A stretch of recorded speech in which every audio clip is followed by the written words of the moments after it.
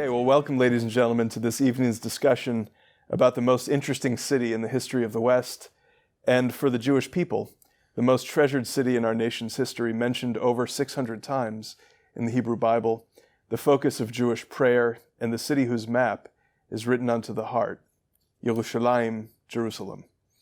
My name is Jonathan Silver. I'm the editor of Mosaic and the host of the Tikvah podcast, and tonight I'm joined by the wonderful Rabbi Meir Soloveichik, as he launches his new podcast, Jerusalem 365, a daily, year-long examination of the history and significance of this holy city. Episode 1 of Jerusalem 365 launched this morning. Rabbi Soloveichik, congratulations. Thank you so much. It's really very exciting. So I thought I'd just say a word about how I propose we spend our time together tonight. I'd like our audience to get a sense of what they can expect in the podcast, what Jerusalem means to the Jewish people, what it means to you, and what it means, perhaps today more than ever, to women and men upon the millions who are not Jewish. Right. After our conversation, we're going to have to say goodbye to members of our audience who are not yet subscribers to Jerusalem 365, and then we'll have some exclusive time for live Q&A with Rabbi Soloveichik for members of our subscriber community. If you're not yet a subscriber, but would like to be, you can join us at meirsoloveichik.com. So, Meir Soloveichik, I want to, as I was thinking about tonight, I was thinking we could have discussed Jerusalem through the lens of archaeology and history. We could have talked about Jerusalem through the lens of the Bible and rabbinic texts. We could look at the history and heroism of modern Zionism.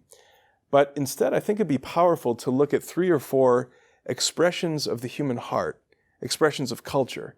Since songs and art, things like that, speak so powerfully and capture something important and very deep about the human experience, where should we begin? So it's a wonderful idea, and what we'll be doing is looking at several different Zionist songs and symbols, which will, in chronological order, take us from the very early biblical origins of Jerusalem all the way to the miracles of the modern age in Yerushalayim itself.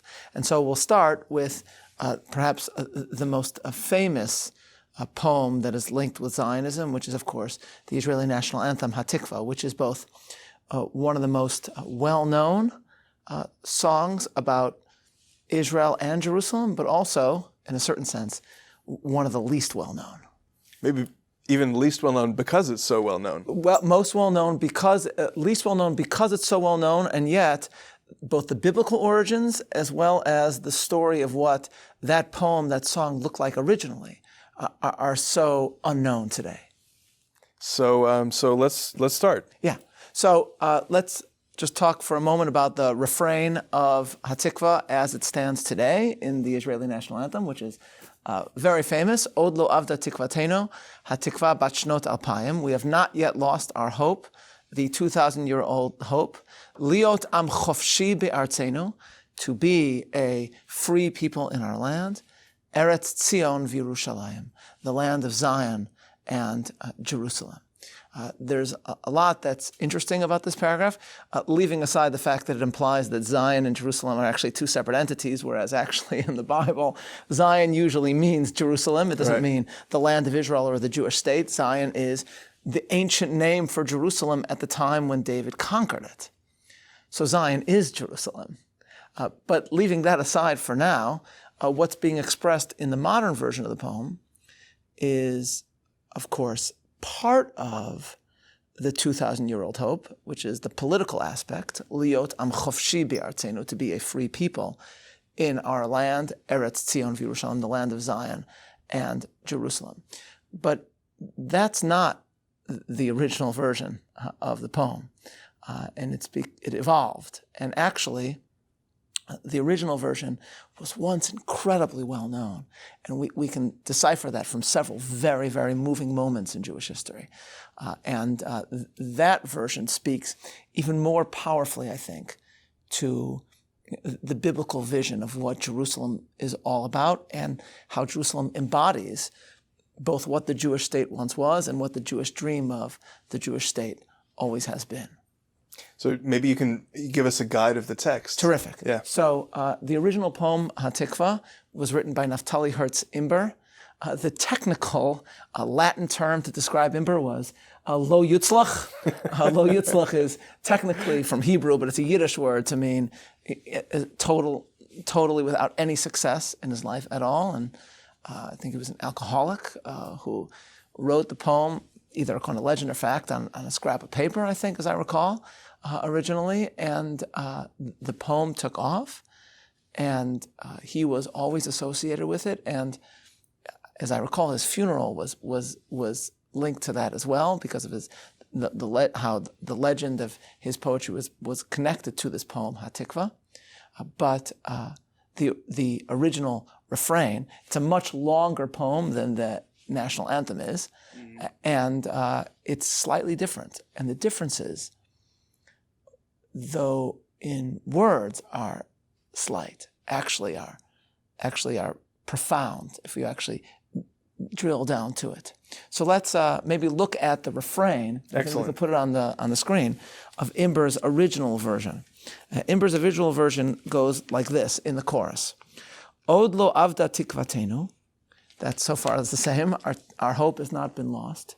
This is the second paragraph that's on the screen right now. Hatikvah hanoshana, the ancient hope.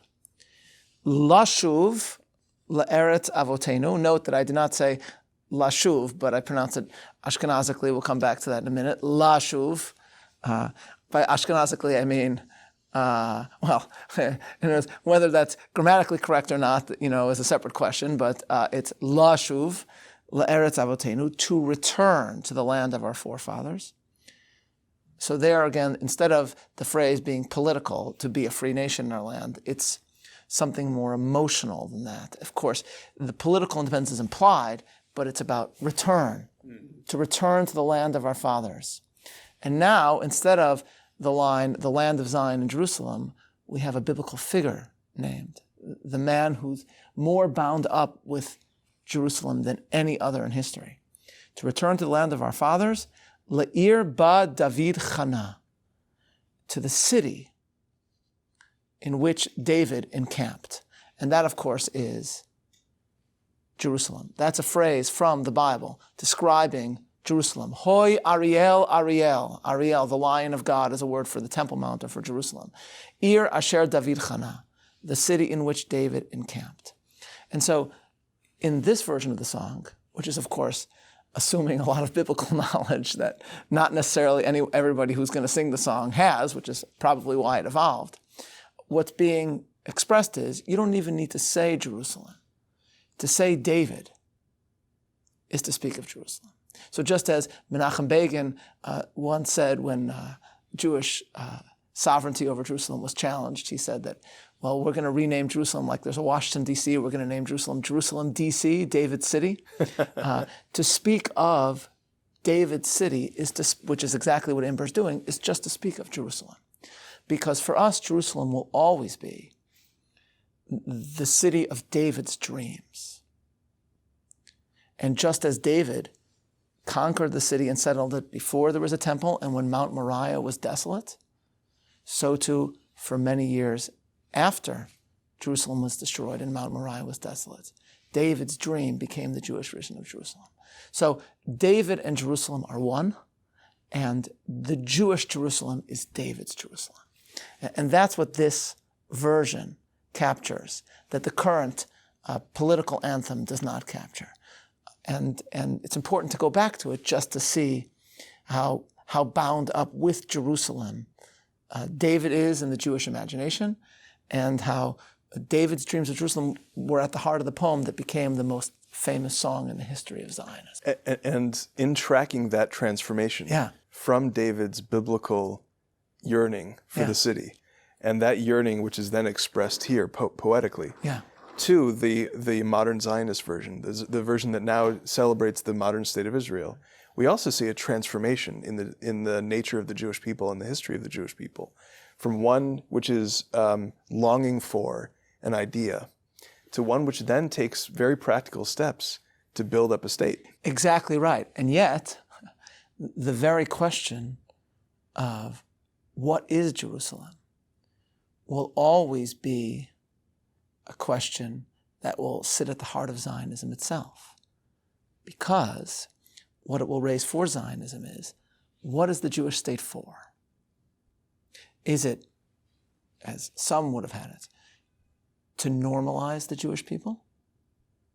Or is it, as Jerusalem bespeaks, no, actually, the exact opposite, that the Jewish state is the modern Jewish state is a new and wondrous chapter that is a furthering of the very abnormal, sacred destiny of the Jewish people, who have played a role in history unlike any other, though so tiny a people, just as Jerusalem, the city, has played a role in history unlike any other, though it's so tiny a city relative to so many others in the history of the world. So in other words, not the normalization, but instead the protection of what is exceptional about the Jewish people. Another way of thinking about it is, if we return again to David, the city of David's dreams, David conquers, as we discuss in really the first 2 weeks of Jerusalem 365. David conquers a city that was unconquerable. It's a city that was surrounded by valleys.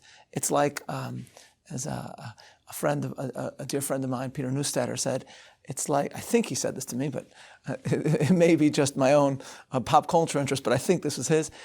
Jerusalem was, if you're familiar with the works of J.R.R. Tolkien, it's like Helm's Deep. Helm's Deep, where the kingdom of Rohan would retreat to whenever they were attacked, because it's just a huge, steep wall. Jerusalem is surrounded by valleys. And that's why from Joshua through the Judges, Jerusalem was held by the Jebusites and could not be conquered. David conquers it. How he does is there's so much speculation, and archaeology has led some fascinating speculation about it, and we discuss all that in Jerusalem 365. But David conquers it. But the original Jerusalem does not encompass the hill that rises above Jerusalem, Mount Moriah. And David's great dream, of course, is to expand further. Expands first with his palace, but his dream, a dream denied and given to Solomon, is to build a temple that will tower over the city and remind them that they're not just a political capital, and that they're much more than a polity. And that all of his political activity, all of his statecraft, all of his military heroism was important, but all in furtherance of something higher. And that ultimately is what Jerusalem reminds the Jewish people. And perhaps, as we'll see at the end, that may be why one particular non-military image of Jerusalem that involves members of the Israeli military somehow captures this reminder that Jerusalem serves to modern Zionism. You know, the evocation of the geography of Jerusalem, combined with the military tactics that David may have assumed in order to conquer it, it also calls this other dimension of Jerusalem to mind, which is that one has a sense as human, there's a human sense you have as you approach Jerusalem of ascent. Yes. And that ascent is expressed in Jewish liturgy. It is expressed in David's own poetry. It is expressed in the religious dimension of our reflections on Jerusalem, no less than it is on when we think about the archaeology and military history of the place. Yes. And yet, on the other hand, again, it's one that you have to remember over and over, because the way most people approach the heart of Jerusalem today, or at least the way many Jews approach the heart of Jerusalem today, is going down to the Kotel from what is now called the old city of Jerusalem, but relative to Jewish history is actually the newer city of Jerusalem, because, of course, the ancient Jerusalem is what slopes downward from the Temple Mount, what is today, as then called Ir David, the city of David. And so, unless you're coming from there, and please God, more and more people will experience a sort of pilgrimage from Ir David. But it's not the way we usually experience it. We're used to going down, to speak of somebody else that we'll mention in our discussion, the Ma'alot Yehuda Halevi, what are considered the steps of Judah Halevi. It's named for one of the greatest lovers of Jerusalem in Jewish history. But the irony is, his dream was Aliyah, ascent, but you're going down those steps. So we have to get back into an understanding of what ancient Jerusalem was and what David's Jerusalem was, to truly understand how geography and theology come together and are bound together. Rabbi Soloveichik, what more should we take from Hatikvah? So as we're discussing the original version, Lashuv la'eretz avotenu v'la'ir asher David chana, to return to the land of our fathers and to the city in which David encamped. I just want to highlight how this original Davidic version was once so well known, though it's really forgotten today. And there's two amazing episodes that highlight this. One is told by Menachem Begin in both his prison memoir, White Nights, and at the beginning of his memoir, The Revolt, which describes his time in Soviet prison with a Jewish communist who was in prison, unlike Begin, not for Zionism, but because he was in the wrong faction of communists. Wrong, quote unquote, because they're all wrong. And his entire life was dedicated to rejecting Zionism, rejecting God, rejecting Judaism, this Jewish communist. They were on a boat on the Pechora River, I think, and they're being taken elsewhere. And the Jewish communist thinks that he's dying. I think maybe he was dying. And at a certain moment, he says to Begin, he says, Menachem, he says in Yiddish, Zing mir Loshuv, sing to me Loshuv. So Begin, who of course knows Hatikvah, says, what are you talking about? I don't know the song. And he says, no, it's the Zionist song, Loshuv. And then he realized that that's what was in his heart was the original version of Hatikvah. And the one thing, as Begin notes in his book, at the end of his life, after his entire life was spent fighting against the very identity that was inside his heart, the one thing he wants to hear is Lashuv La'eretz Avotenu. And Begin sings that to him. Lashuv La'eretz Avotenu v'la'ir asher David chana, to the city in which David encamped. And that you have to imagine that song sort of, as Begin describes, floating over the river as they're being taken to the Gulag. So that's one story. It's amazing, absolutely haunting.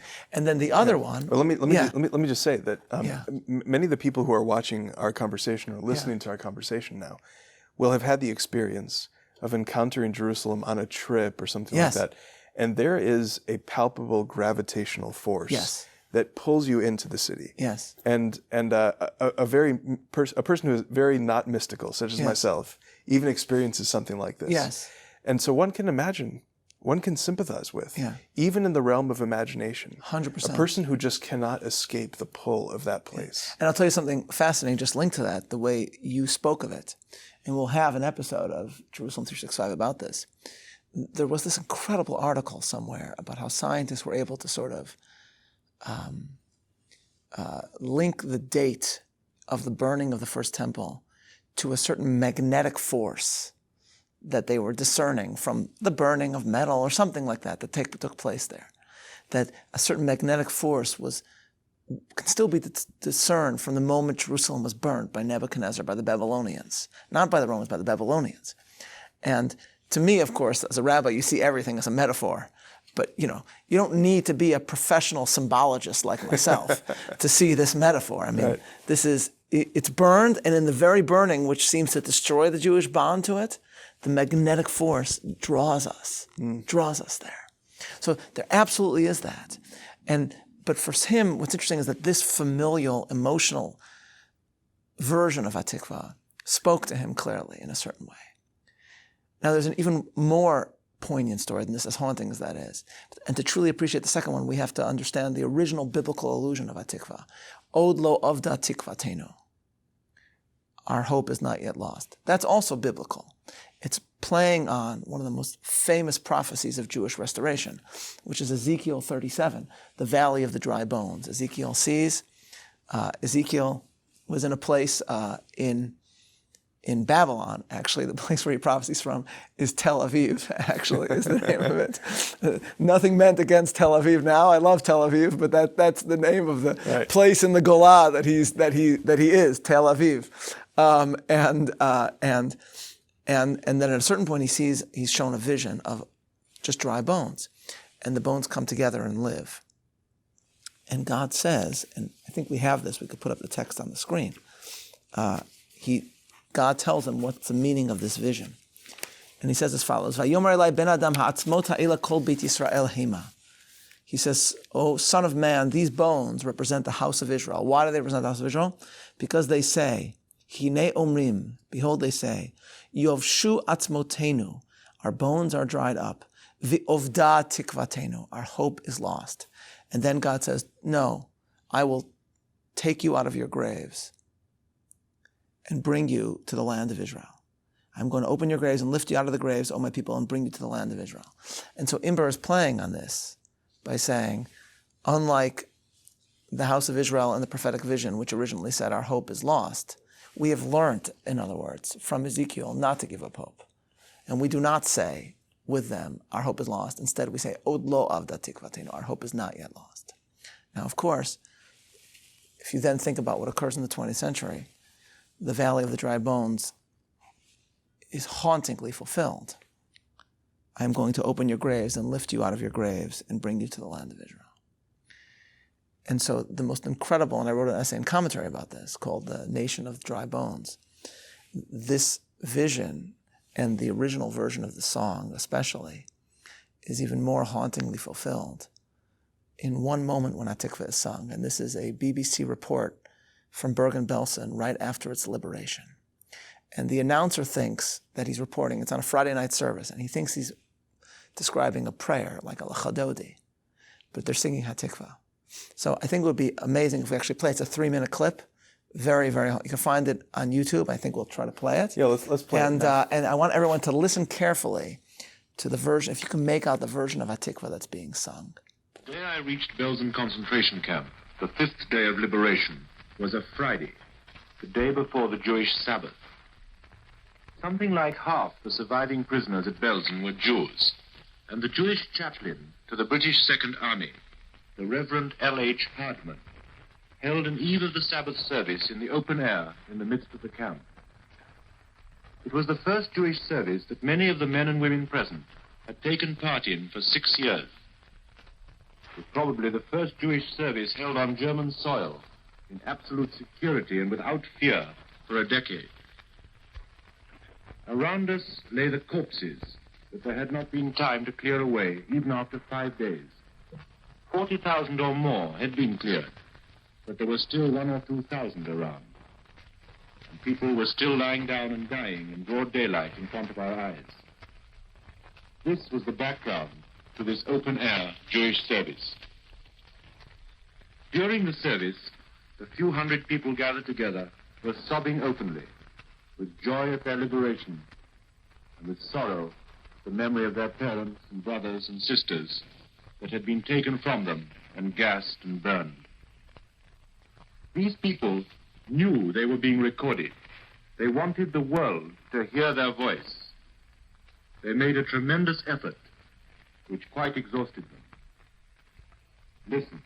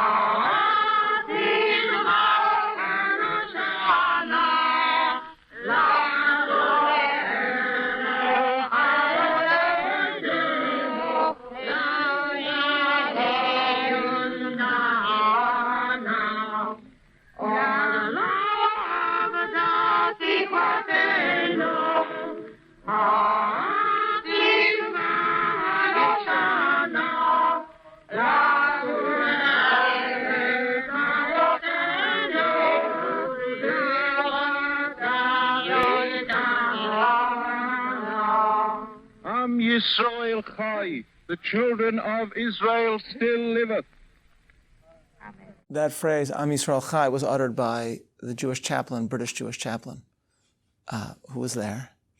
And the woman who we hear, I described this in my commentary piece, accessible, if you search on MeirSoloveichik.com, is that woman who you hear singing.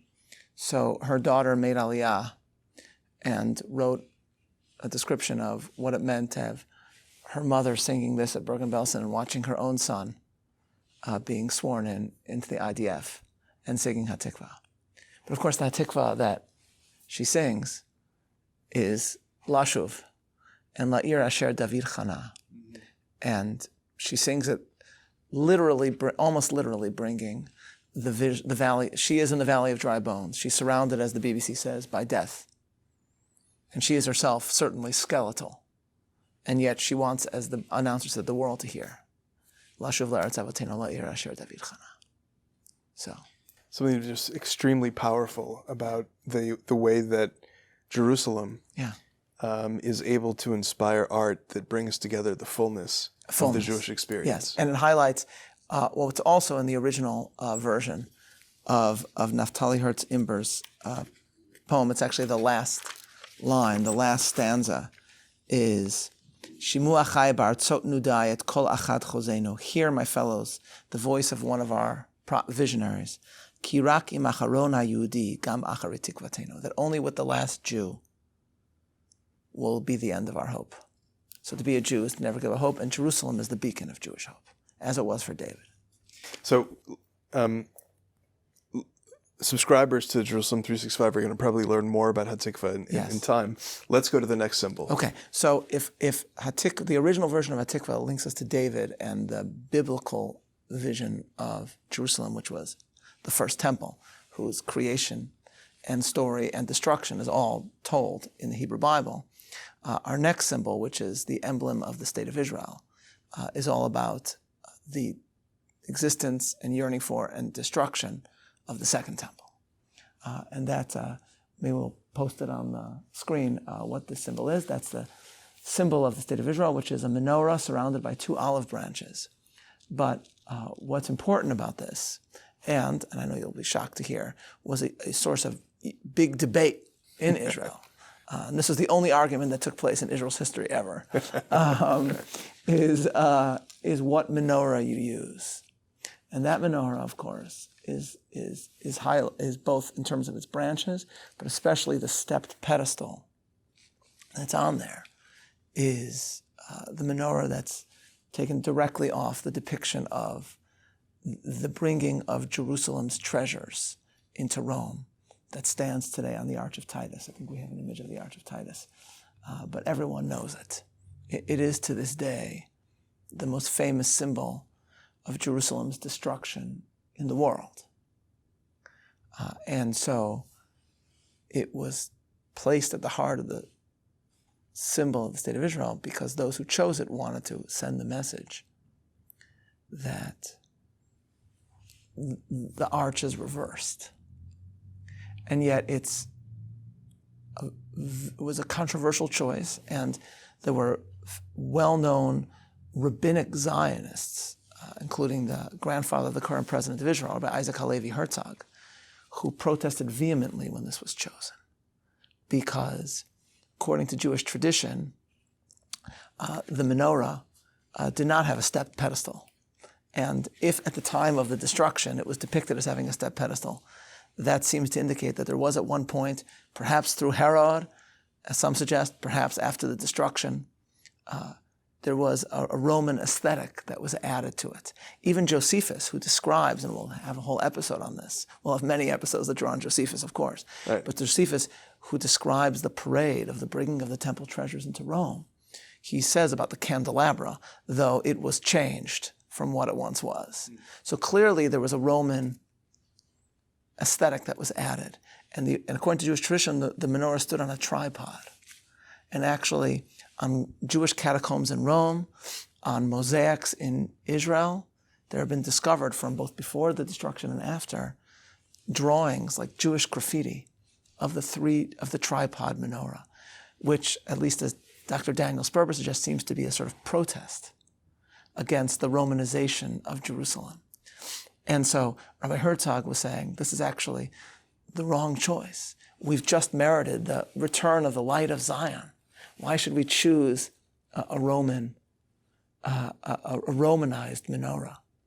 And one of the earlier suggestions, actually, as an article by the art historian Alec Mishori suggests, was, as you see on the screen right now, was to have a tripod menorah. That was one of the earlier suggestions. Also surrounded by 2 olive branches, along with, I think, a shofar and a lulav and esrog, because obviously, got to have a lulav and esrog. I think because many of the mosaics have those as well, because these are all symbols originally of Jerusalem and the temple. So why did this one win out? What it highlights is, well, on the one hand, again, as Mishori notes, it does link to the question of, do you want to make first and foremost a political point or a larger spiritual point? In other words, do you want a symbol of the reversal of Roman destruction of the Jewish polity?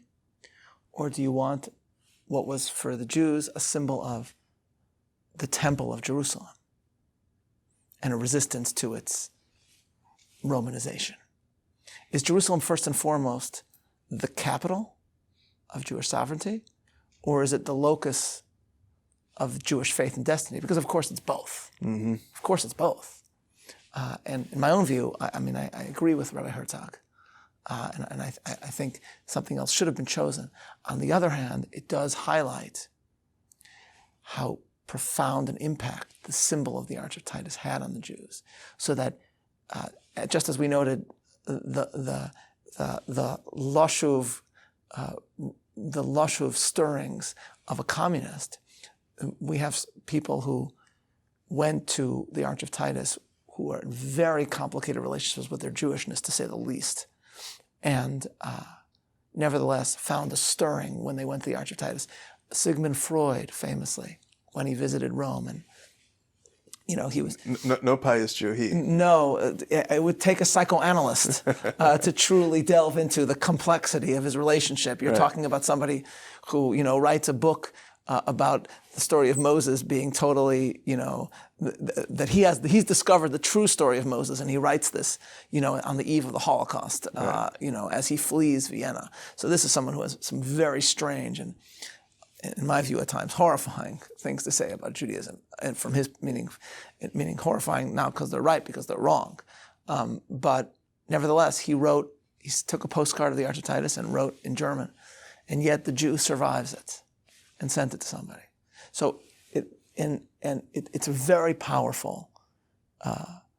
It's a very powerful image, and it has a very powerful hold on us. So much so that very famously, either in 1947 or 48, I've seen it described different ways, either after partition was passed or when the state of Israel was declared, Jews of DP camps that were still in Rome gathered at the Arch of Titus. And supposedly there was a tradition of the Jews of Rome never to walk under the Arch of Titus in the direction that Titus entered Rome and the direction of the parade.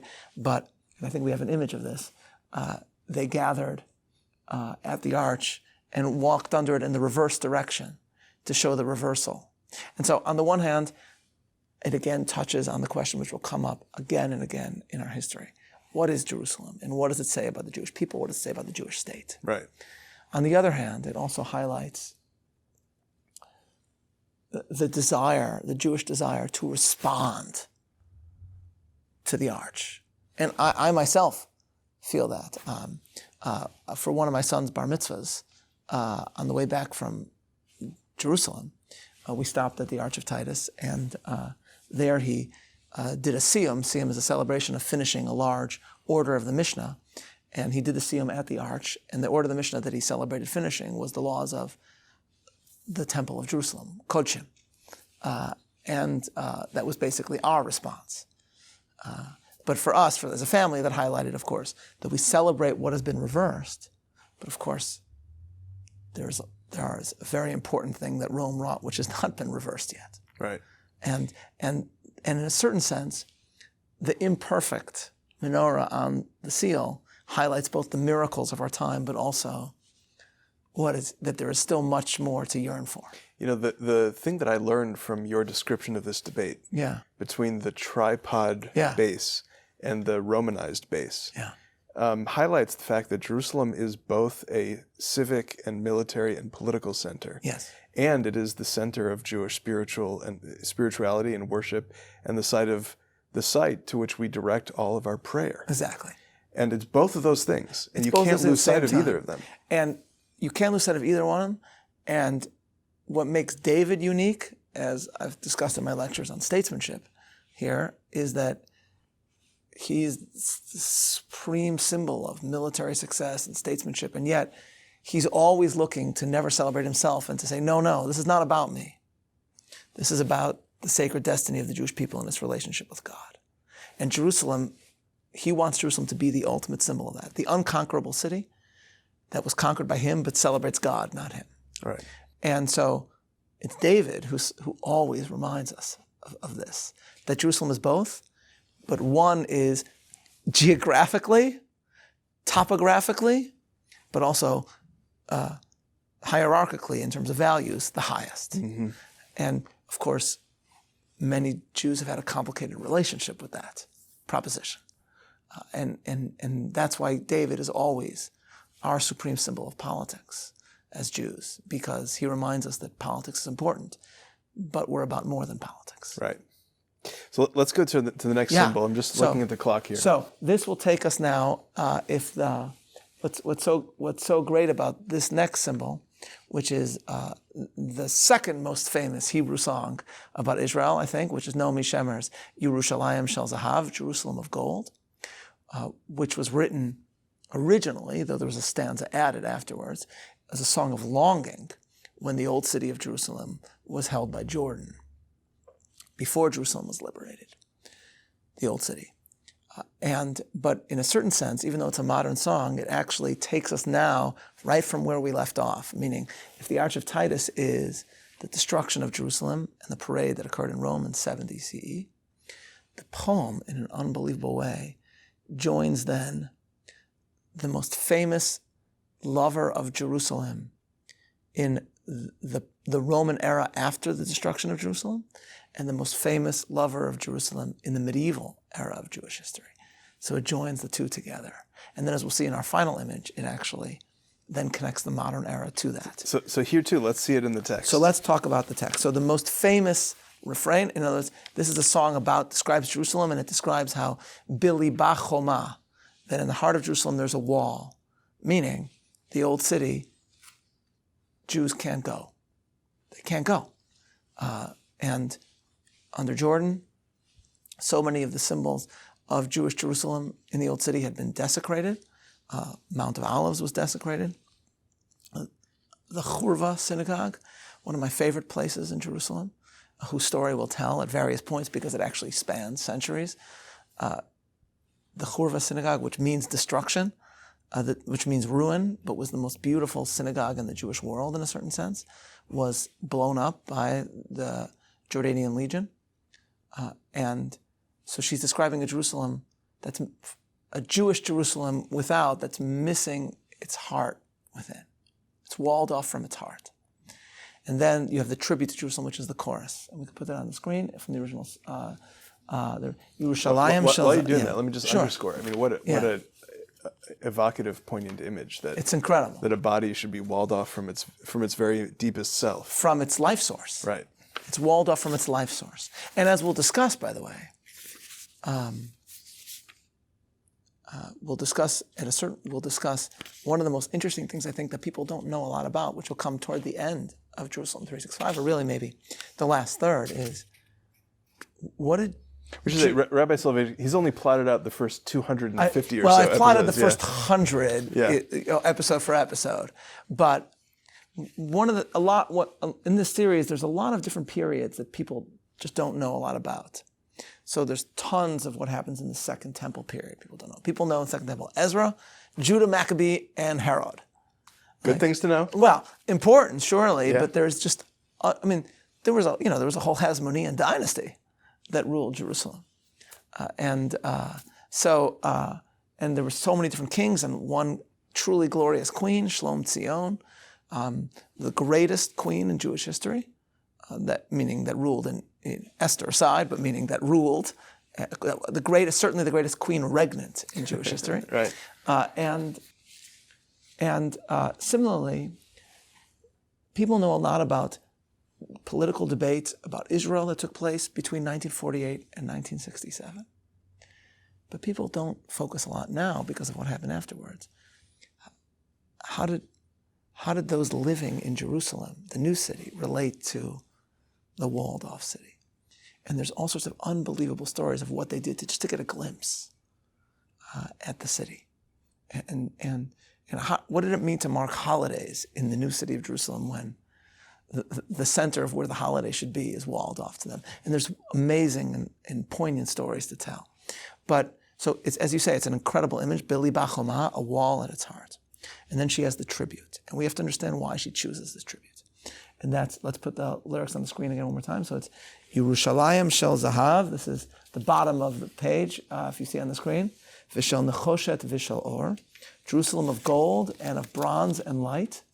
And then we have the phrase, Halo Lechol Shirayich Ani Kinor. I am a kinor, often rendered violin. Traditionally it was harp or lyre. I am a harp for all your songs. So we have two important phrases in the chorus. Jerusalem of gold, and I am a harp for all your songs. And those two phrases in one stanza are joining together the two greatest post-destruction lovers of Jerusalem in Jewish history. So the first, in the phrase Yerushalayim Shel Zahav, Jerusalem of gold, is Rabbi Akiva.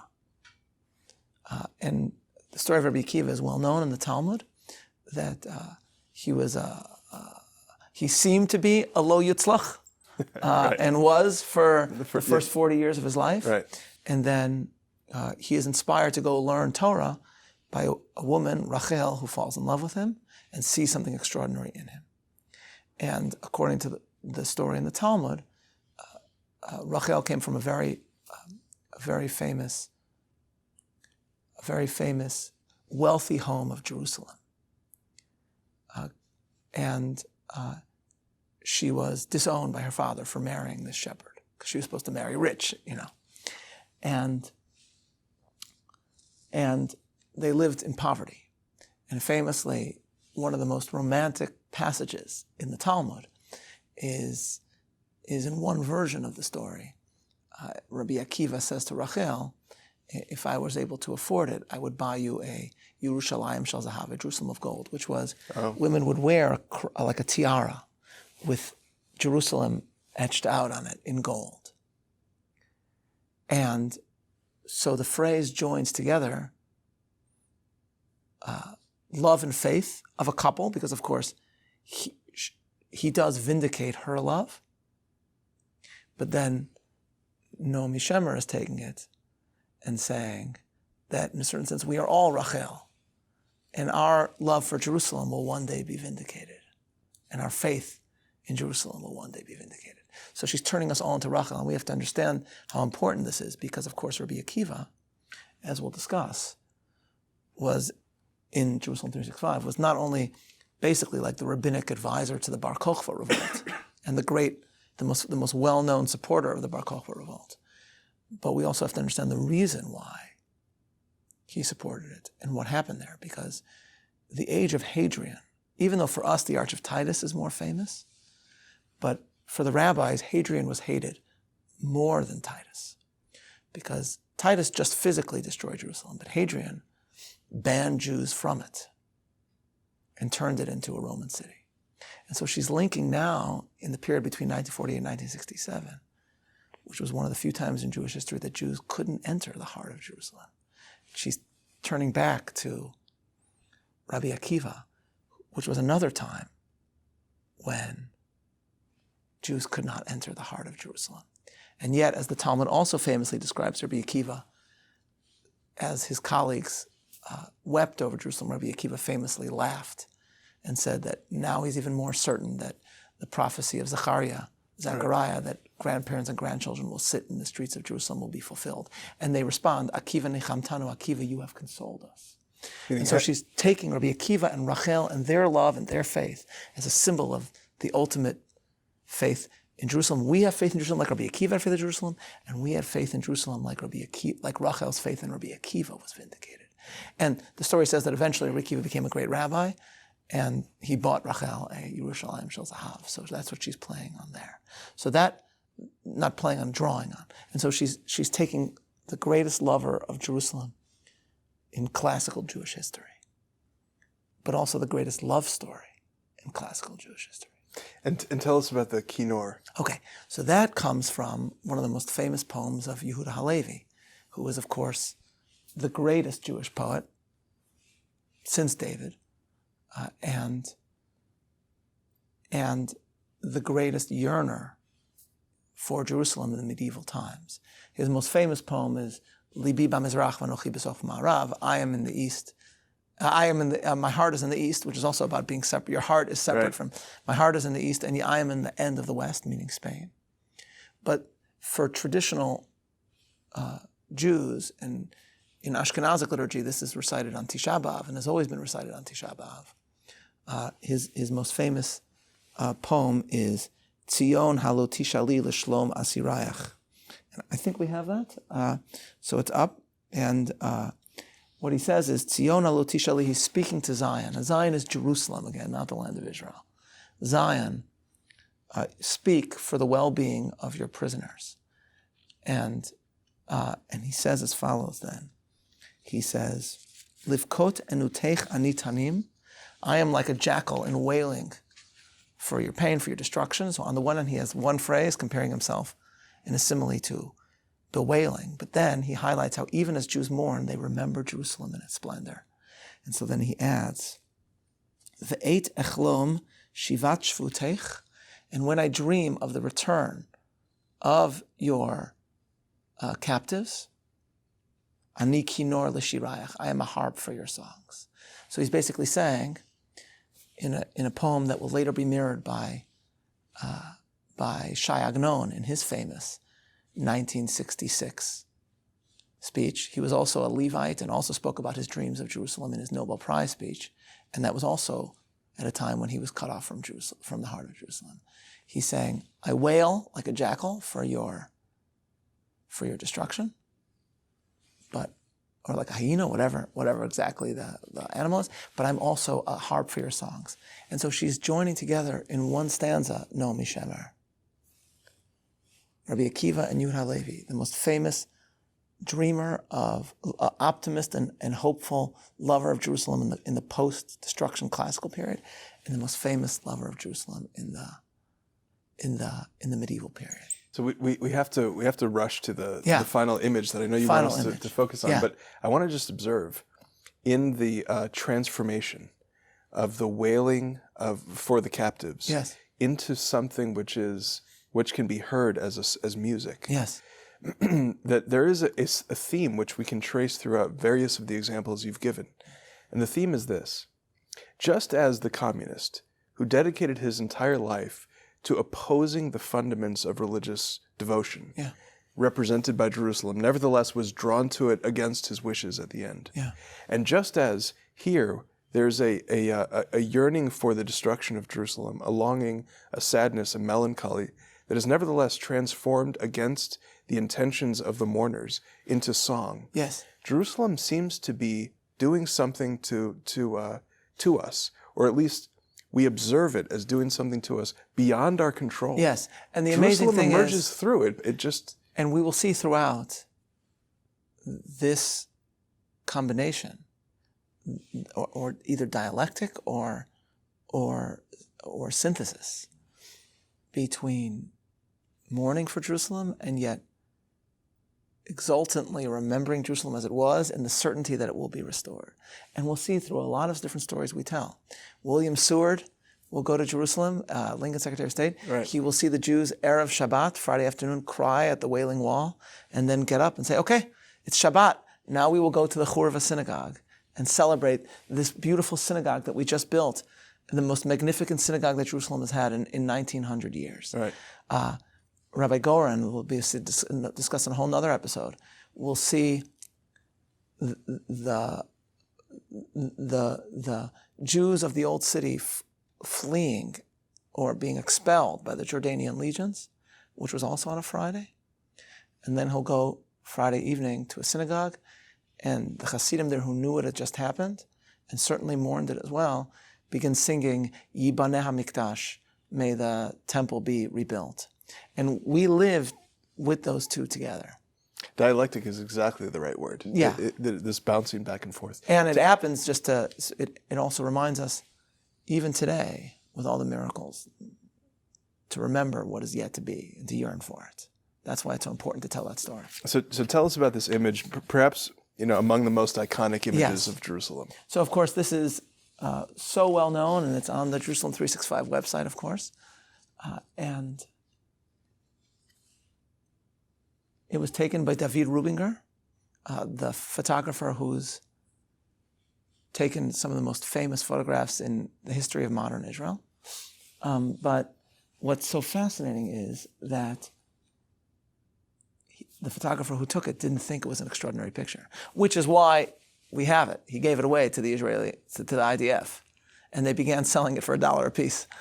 Just describe it for people who are listening to us. So what you have here is you have 3 Israeli paratroopers, and they are standing at the Western Wall. What exactly they were looking up at, we don't know, but they're not so much looking at the wall as seeming to look up beyond it. And this becomes the iconic photograph in Israeli history. The great article about this photograph is written by Yossi Klein Halevi, who wrote an article called The Photograph in Azure, and he went to interview both the at that time no longer young soldier who's a doctor in Israel, and everyone wants to come. I think he's like an OB, and everyone wants to have like their baby delivered by the soldier from the photograph, as if that's like, medical qualification. Right. And he goes to David Rubinger to talk to him about the photo. And he says to him, do you think this is a good photograph? And he says, no, it's the worst photograph because there's no symmetry. Someone's nose is sticking out, you see, right in between 2 of the soldiers. Like, it doesn't match up with what a good photograph should be. And that leads to the question which Yossi examines in the article, which is, why does it have such a hold? Even as he's talking to the middle soldier in a cafe, and this soldier by now is, put on a lot of weight, much older. They're sitting in a cafe, and he writes about how an Israeli police officer, clearly not a traditional Jew, his head is shaved, and he stops by and he looks at them, and he goes, "Hakotel," and that's so it shows the hold. And the question is why? What is it about this image? Yossi notes that when the 6-Day War first happened, the most famous photo was on the cover of Life magazine. I think we have that. And that was an image of the Israeli soldier in the Suez. No one remembers that now, as Yossi points out. Right. Everyone remembers the other photograph. And so, to touch on the theme we've been discussing the whole time, as Yossi notes, the Life magazine is a symbol of Israeli political and military victory. But the other one somehow captures Israeli destiny, and its power, as Yossi notes, is actually, as he puts it, the conquerors are themselves conquered. So people often compare the photograph to, they say it's like America's Iwo Jima picture. But actually, it's the exact opposite of the Iwo Jima picture, because the Iwo Jima picture was a very powerful photo, of course, is active. The soldiers are raising a flag. Raising a flag. Right. Raising a flag. And there, I think we have that. And it's there is an Israeli parallel, which you can see on the screen, and that's the raising of the flag after the conquest of and the capturing of Eilat. But here it's the opposite. The soldiers are frozen. And they're sort of they seem to be awestruck. And what's amazing is, and I'll just say this, 2 things need to be noted about this photograph. First, they perfectly capture Yerushalayim as the Ir Asher David Chana, the city in which David encamped. Because who was David? David was the conqueror of Jerusalem, for whom the conquest of Jerusalem was just a means to an end, and his dream was looking up beyond Jerusalem that he conquered, to the Temple Mount. And that's exactly what the soldiers seem to be doing here. So secondly, just to add one more point, if, as legend has it, and perhaps as Hill Halkin in his biography of Judah Halevi notes, there is some perhaps evidence to sustain this. If we know that Yehuda Halevi ultimately tried to make good on his dream of going to the land of Israel, and according to different versions was killed upon arriving on the soil of Israel, of the Holy Land, or at the gates of Jerusalem. And there is one haunting letter which, as Halkin points out, which seems to refer to him as a martyr. If that's true, then to connect our previous symbol to this one. So Yerushalayim Shel Zahav, of course, was the song which was sung and played on the radio during the Six-Day War. This photograph sort of is, and Yerushalayim Shel Zahav being played, is sort of Halevi lives through them, so that the spirit of Halevi finally makes it to the Zion, to the Jerusalem, to the Temple Mount of his dreams. So my friends, if you are captivated, as I am, by the way in which these symbols express deep ideas, deep longings, deep tensions in the Jewish soul and in Jewish history, I hope you'll join us for all of Jerusalem 365. The first episode launched today, and we have a year of learning together to look forward to. Rabbi Soloveichik, thank you for joining us. Thank you. It's wonderful, and looking forward to taking this journey with all of you.